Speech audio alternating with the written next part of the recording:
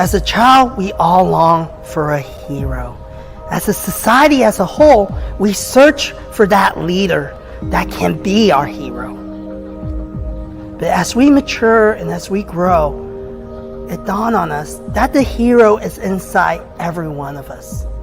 And in the world's social media, we all start at zero.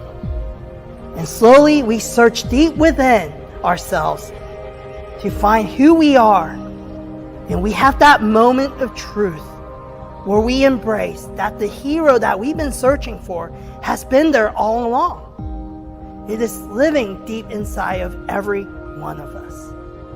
And we start embracing that journey and we become that hero that we search for.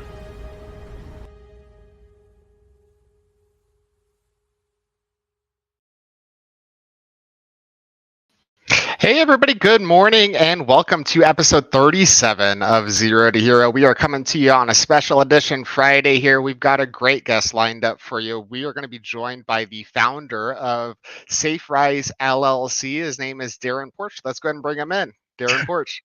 Darrin, how you doing, buddy?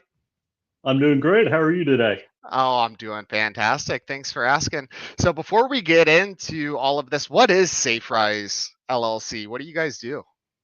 Yeah, so we're a niche safety company. I spent roughly 12 years in the elevator industry and commercial construction, working for companies like Otis and Schindler. You've probably seen their names on elevators and escalators you've been in over the years.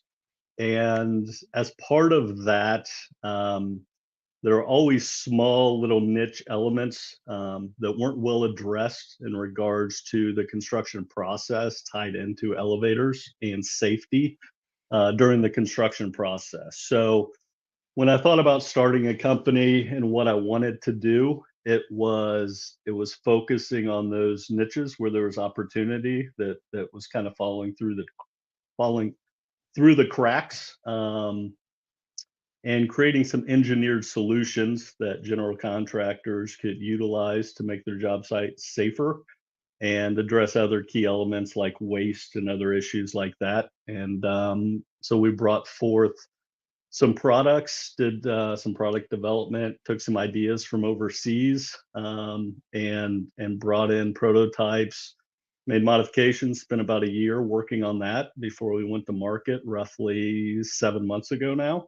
And yeah, things are going great and starting to build momentum and get a lot of traction around the country on major mid-rise and high-rise construction projects. That is awesome. Yeah, and if you guys haven't seen it, definitely check out his website. I will put the scroller here at the bottom so you guys can take a look at that. They look extremely safe. I mean, it's something I feel like I would feel comfortable going up, into a construction site. Sure. And what was the alternative before? I mean, what is the alternative? Yeah. So if you can picture this for those listening in, you've all seen construction sites where you see the elevator shafts being built. A lot of them will just be freestanding, be the only concrete part of the building, right? And then they kind of frame around it. So you have those openings where the future elevator doors are going to go. And as they build these up and add floors, you obviously have a fall hazard that someone could go down into the shaft during construction before the entrances are built and the elevators installed. So typically you'll see barricades, we call them, built out of 2x4s, and then they'll drop some netting type devices over it to keep debris from falling in. They're fine if no one has to interact with them, and then they're fine with preventing people from falling in. But once the elevator tradesmen are in the shafts starting to build the elevators, and you have a lot of people on site, you get damage to those wood 2x4s, you get people moving them, you get a lot of debris moving around. So the safety of them, for a lot of reasons, is not great. So we brought to market a steel mesh system that fully covers the openings, has a locked door on it, so it prevents people who shouldn't be in the elevator shaft from getting in it. So it keeps the guys that are inside much safer, and it keeps people outside much safer as well when working around the system. So that was our key offering to kind of kickstart things. We've expanded into some other product lines and partnered up with some other manufacturers. So looking at broadening and addressing, like I said, addressing different little pain points in the construction process from a safety standpoint. Sure. Yeah, and obviously, that's one of the most unsafe industries that exists, right? Other than maybe like highway, construction, that kind of Yeah, thing. So yeah, yeah, correct. And falls from height are the number one cause of fatalities on construction sites around and injuries. So they talk about a fatal four and working at height and the issue with either falling or having debris come down on top of you is the number one cause of death and serious injury on construction sites. So it's a way to improve that on sites. So that's what we're working on. that is awesome, man. I'm sure the workers appreciate that as well. So let's go ahead and get into the meat and bones of the show here. Let's start it off with the banger here, Darrin. Who is Darrin Porch? Give us the elevator pitch about you. Who are you? Oh, that's not pretty. So yeah, it's born and raised Kansas City. So I am a local guy here. Grew up in Overland Park. Went to school in Shawnee Mission and then went on to Rockhurst High School locally, and then went up to Creighton University in Omaha and had no idea what I wanted to do. Got a business degree. Had no idea what I wanted to do. Worked in the construction field, different aspects of it, and randomly, like a lot of people in their careers, worked with someone whose husband ran Otis Elevator locally, and said, you got to meet my husband, and so 3 days later, I was working at Otis Elevator. um, so got into sales and worked construction sales, utilized my background in construction to kind of transfer into that. That was during the recession time. So it was nice to get with a big, safe company at that time for Sure. sure. Learned a lot, great company. Spent almost 6 years there selling and then running their Texas as a sales manager over other Texas offices. And then just due to personal stuff, and I'm married with 3 kids, and we're still living here in Overland Park. Some of my bosses transitioned to Schindler Elevator, and due to some personal things, I needed to get off the road traveling every week. So Sure. we didn't move to Texas. I was going there every week, Monday to Thursday, and so I needed to commit to get off the road. So came back, work at Schindler locally here, and then went to Birmingham, Alabama for a couple of years and ran their operations as a branch manager down there, and then was offered a promotion to come back, and I was able to move really anywhere in the northern half of the U.S. I was able to come back to Kansas City and operated about a third of the U.S. sales team for Schindler Elevator. So that was a great job. Had a blast. It was really good, but I knew for a while that I really wanted to get out on my own. I'm not a big corporate guy from a decision making process. I'm a little opinionated, and the lack of control. Even though I worked for such great people and I really enjoyed it, but when you work for a behemoth company that's your ability to impact change is really minimal from a strategic standpoint, right? So I was getting frustrated by that, and everyone does in those companies. You see inefficiencies, you see better ways of doing, but they're not very agile, right? They're not agile companies for a lot of reasons, and for some good reasons, and some not so good reasons. So um, decided to start working on a plan to start up a company. A lot of people said start an elevator company. No, that wasn't going to happen. That, that's a brutal business from a competitive standpoint. It's very tough for a lot of reasons. And I really wanted to find a different type of business model. So my business, look to start it up, really is almost an equipment rental type of model. We do sell our products as well, because some of our large customers, people from Kansas City, will know J.E. Dunn. Mhm. I'd worked with them a lot in the past. They were great in supporting my efforts in prototypes and review and giving feedback, and they've become my first kind of really large client. And but working through them, they've got their own equipment rental company internally. So they look at products like mine to buy in house, and they'll reuse them over and over, which is fine as well. So, but the core of the business is an equipment rental model, which is different. It's a great cash flow business. There's investment, obviously, getting manufacturing, getting off the ground. But I have some great manufacturing partners. Globally that I work with, and things have gone relatively smoothly out of the gate, and with our first deliveries. And so yeah, it's a constant learning process on what we're doing, and you can always try to predict what the market wants, but then the market will set you straight and tell you what it wants. So that's what I like about it, though. We're able to be very agile, and the things I hated about big corporate, I don't have to worry about. I can Right. pivot quickly. We can figure it out, and it's it's a lot of fun. So I love that. Now, you're singing to the choir here. Pretty much everybody at J29 has come from some kind of corporate environment in the sure, past and have experienced that, that lack yeah, of flexibility and that feeling of being a number, right? So that it's awesome when we see people that are, have that same mindset that are like, I'm just gonna go do my own thing. I can pivot and do what I need to do and change as necessary. sure, yeah, it's a lot of fun. I mean, working in those big corporate environments, as you meet a lot of great talent, a lot of great Mhm. people. I have a lot of good mentors that I reach out to, people I've worked with and for, that I can call and reach out to, and they understand the business, they understand the needs. So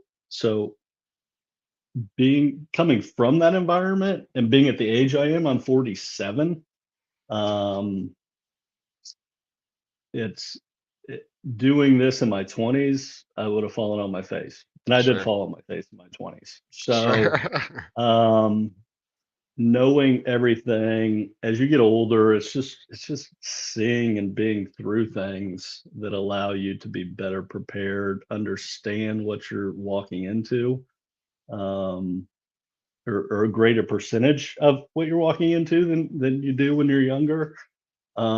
It's kind of for me, it's the perfect age. I felt ready for it. I felt like I was able to do really good due diligence. I was smart enough to surround myself with some great people to help me put this together, to make sure I was checking all those boxes, making sure I had people to speak honestly to me and say, that's a good idea, that's not a good idea, you may want to consider X or Y and not just Z.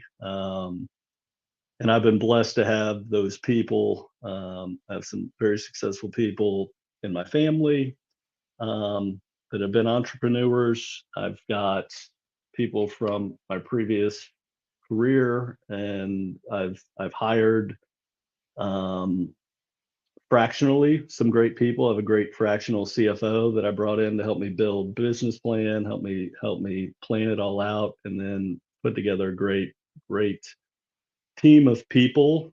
I have no employees yet, but I've got a team of people that on the side fractionally that I work with, and until we get scaled up a little bit more, I'm good.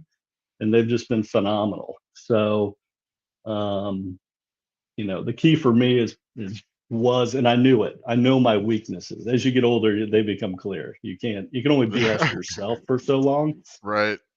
that I knew where my weaknesses were and where I needed to focus my talents, and then fill in those gaps with people that really know.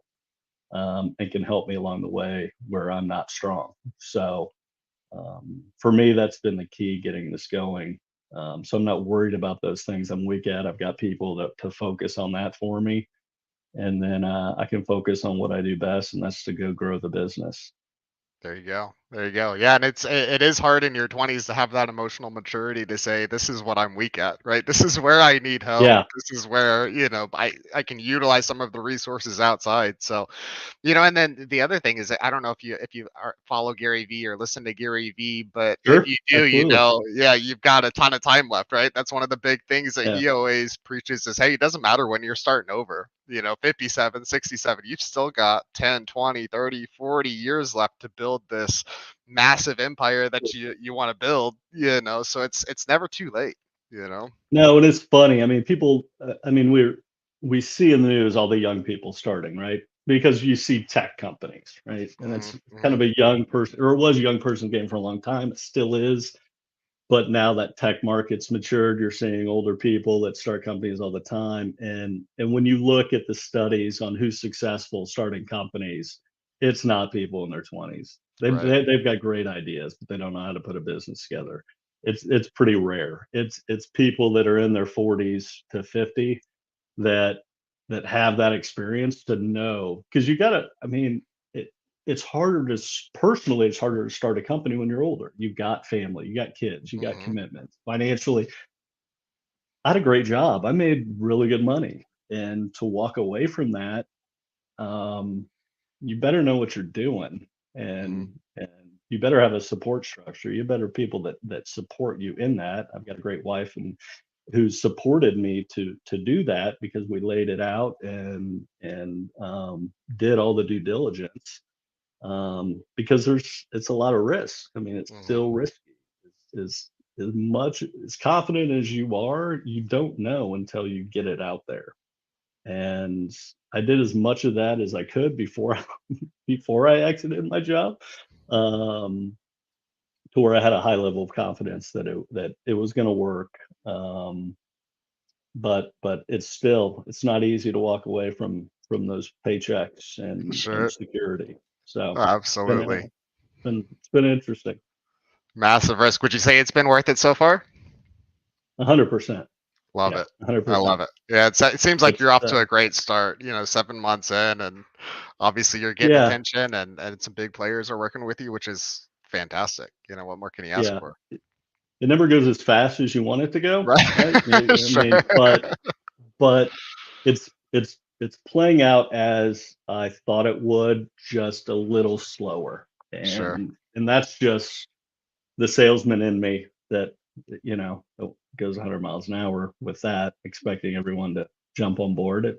It takes a while. It's a big investment on these jobs. It's a big investment for these. This is not this isn't $100 purchase. These are bigger jobs. I mean, a lot of these jobs are 100 to $400,000 type contracts. So, um, you've got to go out and they have to do their due diligence, obviously safety products, and make sure.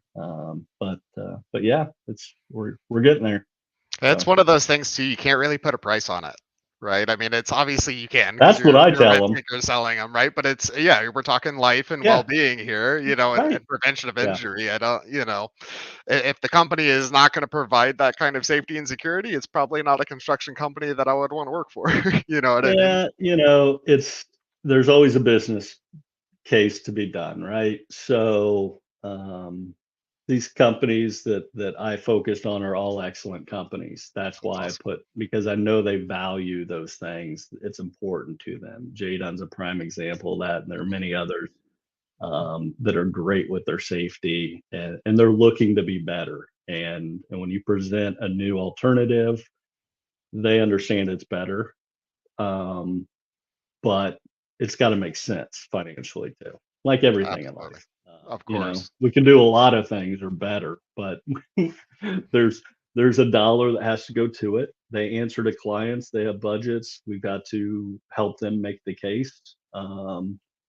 But for what we do, we're competitive with the site built systems they've done. So there's a bit of a premium, but we work it in a way we kind of know what the market will bear and what those budgets will bear to make it something that they can sell up the chain to their owners, who on a lot of these jobs they have to present line items to and say why it makes sense to spend money. And when they explain it to those owners, people understand it. It's not complicated. The last thing anyone wants is a serious injury or, God forbid, a fatality on a job. Right.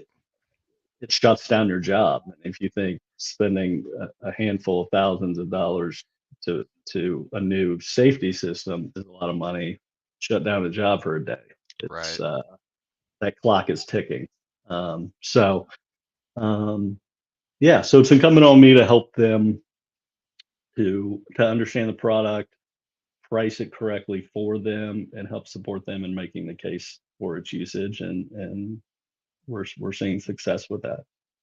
That's awesome. I'm sure that's a tribute to all the planning that you did on the front side, right, with the manufacturing and being able to price it out. It's been a lot of things. It's been a lot of tough discussions previously in my previous life, because one of the headaches was that no one wanted to build these things. The Mm, GCs didn't want to build. They wanted the elevator guys to build them. So I was part of those negotiations for a long time, and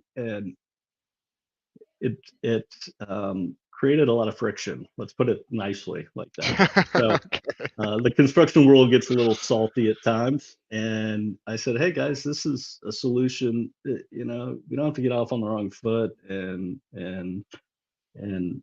it's one less thing to really negotiate about. It's one less thing to be pointing fingers on. It's a standardized product. Everyone accepts. Everyone likes. We can all, the elevator guys can step on the site. They're happy.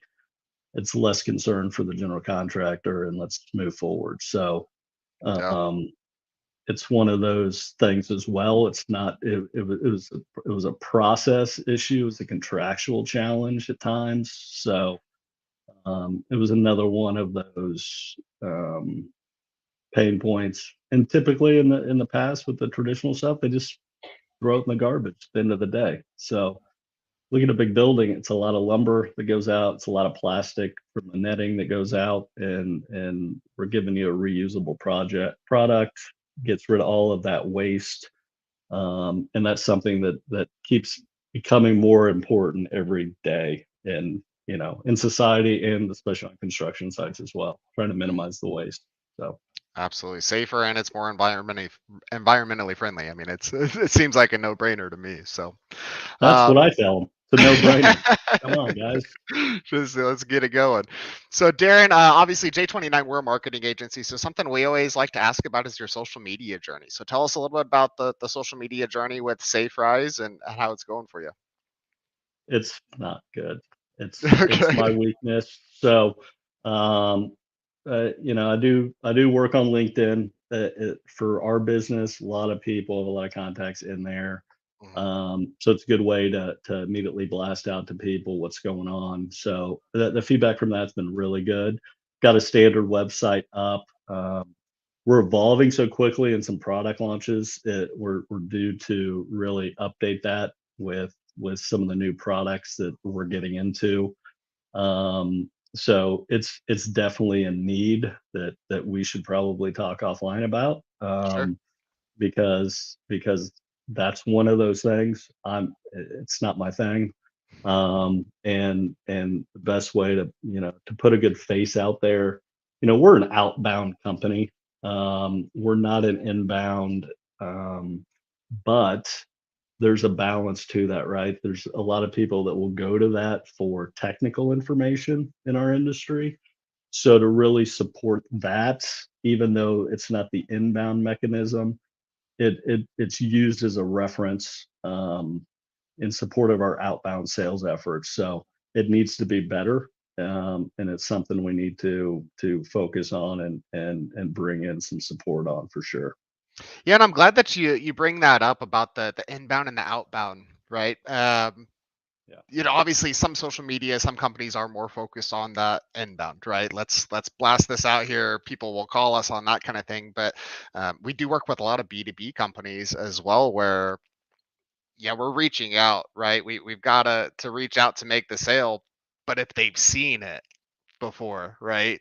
Even if it's just Sure. scrolling through LinkedIn or Facebook or Instagram, like for example, with you, I think you don't give yourself quite enough credit. You built quite a bit of trust with me, having never met you before, seeing the LinkedIn page for SafeRise.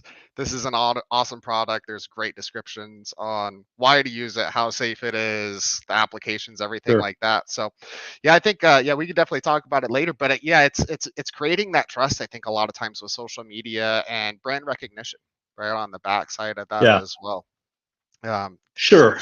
I mean, we're trying to leverage construction is an industry of followers, Mhm. and they're not early adopters of much of anything. Sure. Sure. Construction, the technology aspects that we've seen in so many industries are really starting now to be adopted in construction, and that's only been the last 7, 8 years, maybe.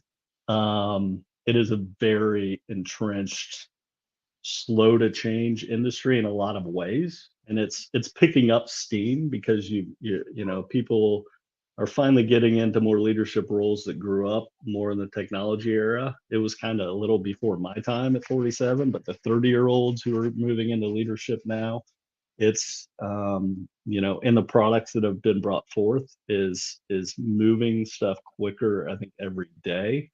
um, but it's a slow to adopt industry, and with new products it's the same kind of a way. There's a lot of people who will look to bigger companies, other companies that they know are good. Oh, they've adopted it, now we ought to look at that now, right? So publicizing our successes with some phenomenal construction companies around the country that have contracted with us is key to building that momentum and trust, because they look at those companies as leaders, obviously.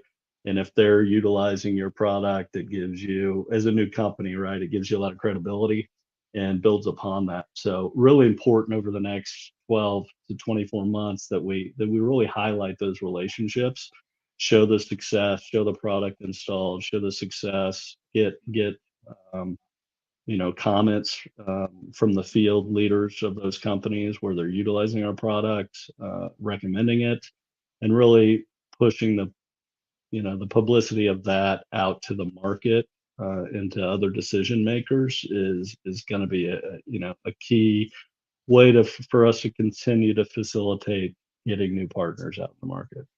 Absolutely. Yeah, and it is so much kind of a monkey see, monkey do, kind of keeping up with the Joneses. So it is slow to evolve. So I used to work with a company that worked with a lot of residential contractors.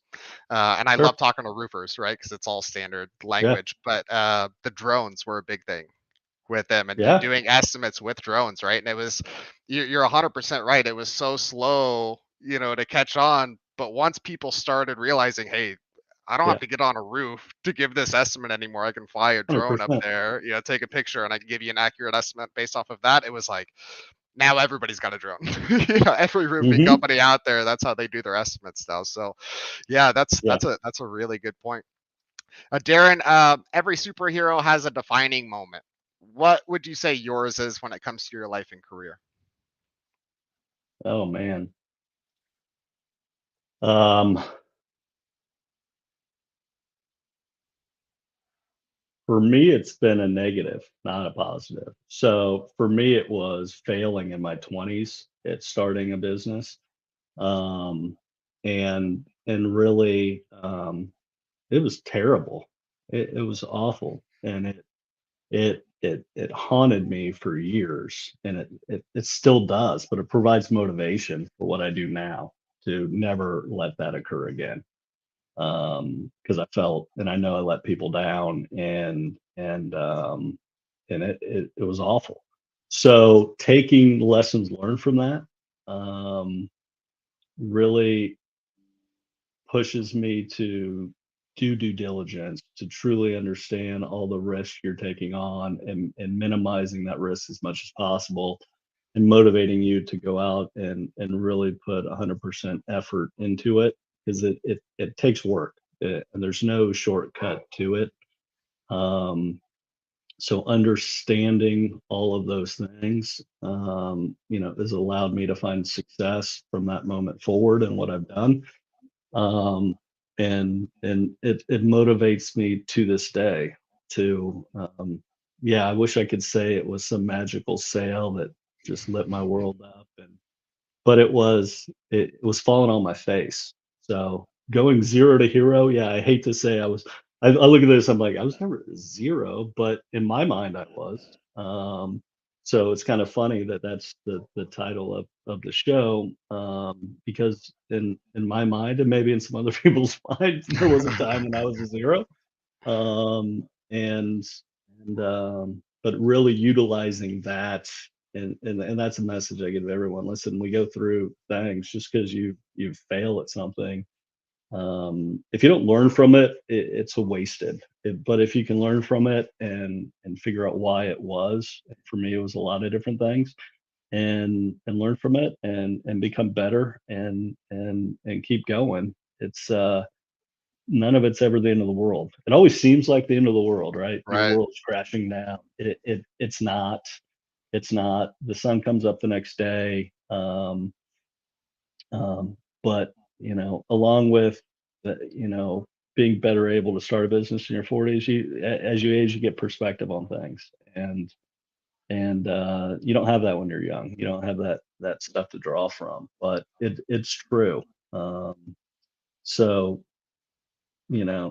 so going from falling on my face and failing to utilizing that to be better, and making sure that I'm checking all the boxes, which I failed to do in the past, to make sure, it's all about minimizing risk. Risk is there.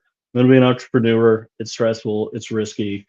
But there are ways to minimize it. There are guys who go in blind and have a great idea. A lot of people have great ideas. Doesn't mean you can run a company. Doesn't mean you'll be successful with it. It's all about execution. There's a billion great ideas out there. Um, Building a business around it and executing, is what it's all about. So Yeah, quite a bit more complicated as well. Yeah, a and you're lot more 100% right.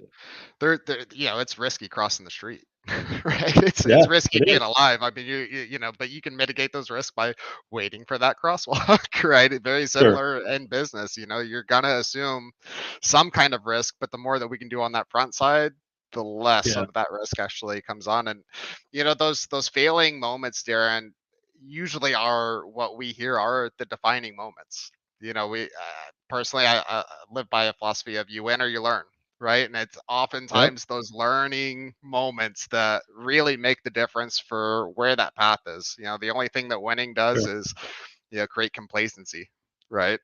Yeah. So we got to Yeah. lose, It get can. out there and lose again and learn from I've done enough of that. Hopefully my losses are it. smaller We're done. now, and hopefully it's just losing a sale, not losing a business. There you go.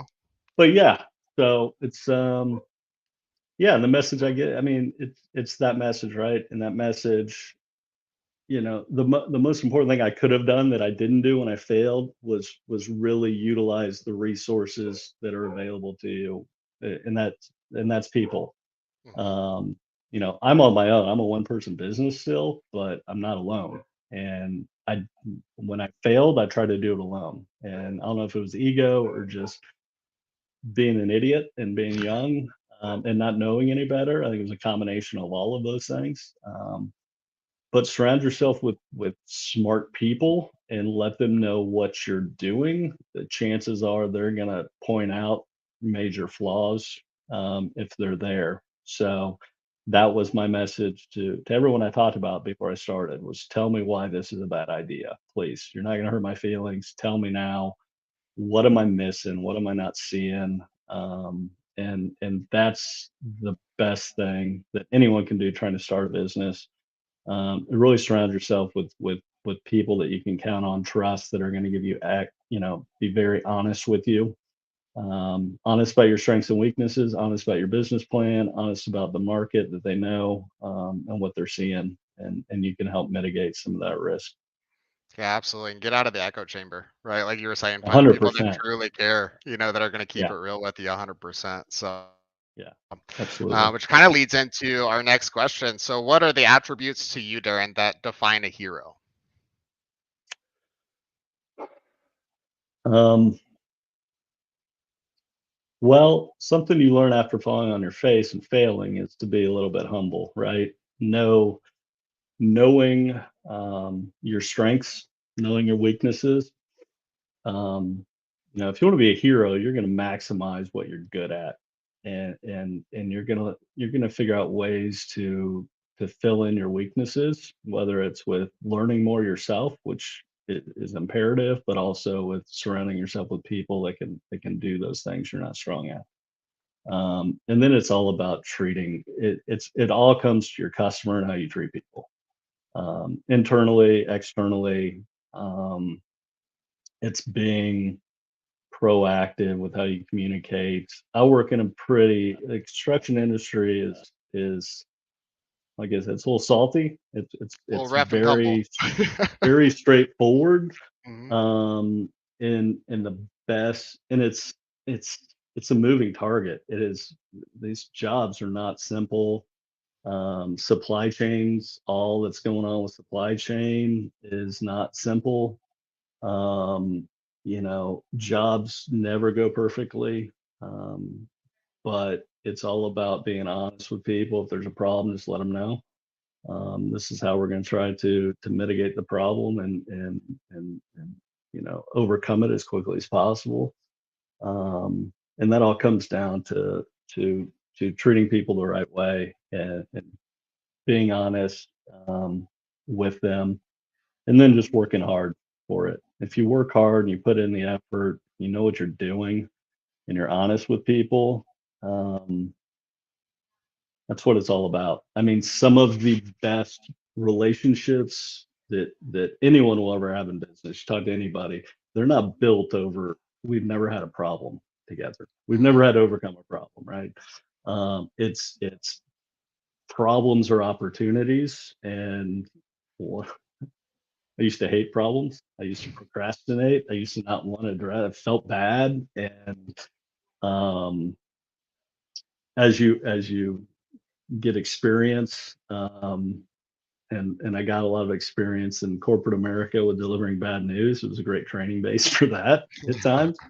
Um, was doing that, right, and working through problems, big problems on a job. Um, and coming out the other end is how real relationships are built, because people understand there's going to be issues, for a lot of different reasons. Some are in your control, some are not, but it's how you deal with those. And obviously you don't want to repeat them on a regular basis, but working through those, how you build those relationships. Um, so uh, roundabout answer, but there's several things, obviously, but A yeah, bunch it of boils gold in down there. to, yeah, just being good to people and working hard, um, is just imperative. Yeah, I get that. I'm a former Marine myself, so I'm a strong believer in the adversity creates that cohesiveness for sure. Sure. And where you're going with it, or through it with people. I mean, that creates Yeah. that bond that's unbreakable, and those are the people that are going to keep it real with you as well, and not be that echo chamber because they've already Yeah. had to Absolutely. deal with that conflict with you before, right? So they're not Sure. scared of talking with you about that. So Well, that's it's awesome. nothing new. They deal with challenges every day. That's why a lot of the people have jobs, because construction sites are all over the place. Weather delays, different Absolutely. things are going on. You have all these different people coming together to try to build a complex structure. They expect issues, but the partners they want to work with over and over again are the ones that work with them to resolve them and move forward. So you have to be extremely proactive and to be successful at that. And focus on the same goal. Absolutely. So, Darren, last question here. If you had to pick a superhero that relates best to you, who would that be and why? Oh Lord, superhero. God, I've never considered that question, to be honest with you. We hear that one a lot. Yeah. We That get would be that a lot. some D-list superhero. It's, Oh no. yeah. Man, I don't know. I mean, there are people, not necessarily superhero, but they're people you strive to let's say strive to be, but are inspired by and Sure. motivates you. And I love, I'm more of a history guy, so I'm not going to take the Marvel superhero thing, but I take a look at, I do a lot of reading, a lot of podcasts on historical business people, because it's amazing the guys that built the monopolies back in the day. Even though the stuff they did, half the stuff they did, it's illegal now. Right. It wasn't then, right? But um, almost without exception, they all came from nothing. Um, they were either immigrants, first generation, or they came from farming families, and these guys built empires. And there's so much to be taken from them. I look at Andrew Carnegie as one of the most inspiring business people. When I look at what he did, and they're good and bad to be learned from them. So um, you know, the older you get, you realize everyone's a shade of gray, right? So it's and the world back then was so different. But coming over from Scotland and building a steel empire and working through, and the battles these people go through is just it puts in perspective what you're doing when you're stressed out some days. I'll just read a little bit about him. He's got a half-built bridge over the river in St. Louis, trying to secure another $1 million so he can buy steel, which was never used for this before, to finish a bridge that he didn't know people would use because they'd be scared to use it. I'm like, you're out of your mind. Yeah, that's The incredible. cojones on some of these guys. So looking at guys like that, they give you perspective, they give you the work ethic, they give you inspiration. If you can't look at people like that and be inspired that really anything's possible. And what the Rockefellers and different people like that, it's really they outworked their competition. And they were all very smart people. A lot of them were not traditionally educated guys. These weren't necessarily guys who went to Harvard. Um, but they outworked their competition. They surrounded themselves with very smart people, and then they wouldn't quit. And part of being entrepreneurs, you can't quit. Um, there's a lot of that you'll go through a lot of times, and you'll hear this from people. There's a lot of times all those guys could have quit, and people would have been like, "That makes total sense. Like, that's ridiculous. You could go have any great job. They were at a level where they could, have a great life relative to 99% of everybody in the country at the time, and they kept pushing on. And that's something that I strive to be. I hope I don't get to that precipice again. That's not a great feeling, but um, it's motivational for sure. So I looked at those types of people. Um, because what they're able to build is just it blows my mind every time I read about them or listen to stories about them. It's crazy. The people that built America. That's so good. That's Yep. got to be one of the most unique answers that we've had on here as well. We've had some interesting ones that don't go in that Marvel or DC universe at all, which I love. Right, thinking outside the box with that. But that is, even with those ones, that's the most unique one we've got, and I love it. It goes right in line with what you're doing. So, Darrin, how can people get a hold of you? How can they find out more about SafeRise? Sure. Put on some You can effort. find me on my LinkedIn profile. You can find our website. There it is, safe-rise.com. My cell phone's on there. My email's on there. Yeah, there's no big corporate bureaucracy to go. There's no gatekeeper at SafeRise. So You you call get right to SafeRise, you're me. getting Darrin. Call SafeRise, you'll get me. I'm here to, obviously do what we do at SafeRise, but for anyone new starting a venture, anyone that just wants someone to bounce ideas off of, I'm more than happy to be a resource for people, because not everyone, I was blessed at this age to have a lot of people that I knew I could turn to. And you say surround yourself with great people, and some people may say, I don't know any people in the business world to do that. And there are people much better than I am, but I do have, the luxury of experience now, and I know a lot of other really good people. So I'm very happy to have people reach out to me if I can help in their journey whatsoever. I'm more than happy to do that. So anyone That's so out there that awesome. would like to do that, please do it. That's A so lot of awesome. people have given a lot to me. If I can give back to anyone else, I'd be thrilled to do it.